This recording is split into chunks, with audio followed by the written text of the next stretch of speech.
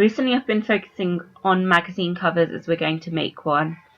So I've been viewing all these different magazines, trying to work out where our movie would go and what magazine would be supporting us.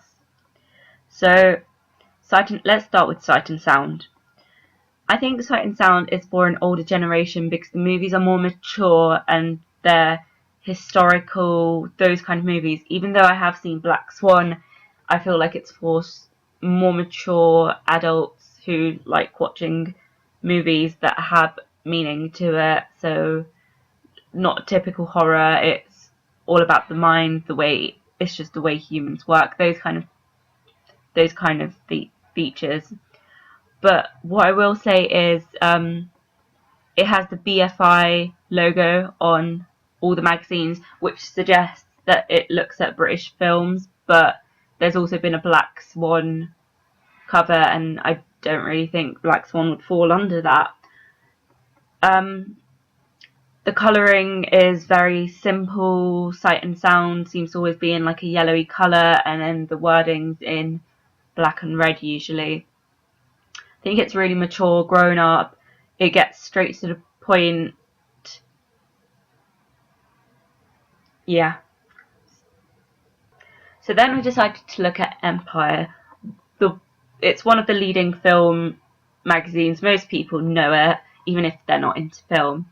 So Empire, I don't feel is for us either because it looks at really famous movies that have come out, and I don't think if our movie was actually real, I don't think it would be one of those kind of movie. It's not a blockbuster hit.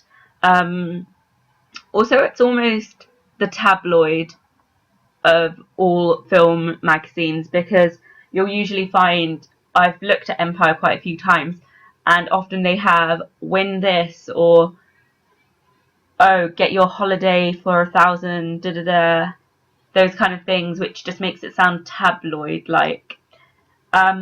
Also, it's really jam-packed, so as you can see here, it says X-Men Origins on set world exclusive, massive Oscar special, so it tells you a lot about the magazine before you even open it, and it draws people in.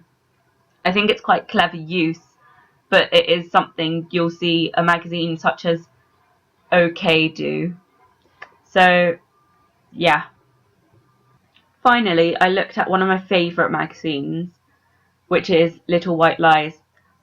I think this would work quite well with our movie because our trailer's quite artsy, as we've got the character walking into the water and we've got these artsy kind of shots. And I think if our movie was actually to exist, it would be quite a niche movie that you wouldn't get in a typical cinema. You'd have to go to certain cinemas to be able to get the experience. And Little White Lies is all about that artistic feel to movies. If you flick through Little White Lies, half of it's like paintings and drawings, and then it's also about film, and it just looks beautiful.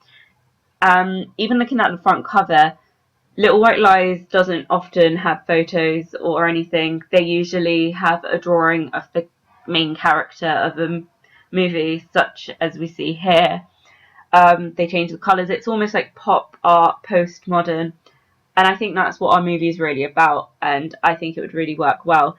Very simple. You don't have much writing. You don't have anything like Empire does. So you don't have anything to tell you about the magazine. You have to be in the know to be able to read the magazine. Half the time they mention movies you've never heard of. And I think that's something that our movie is about.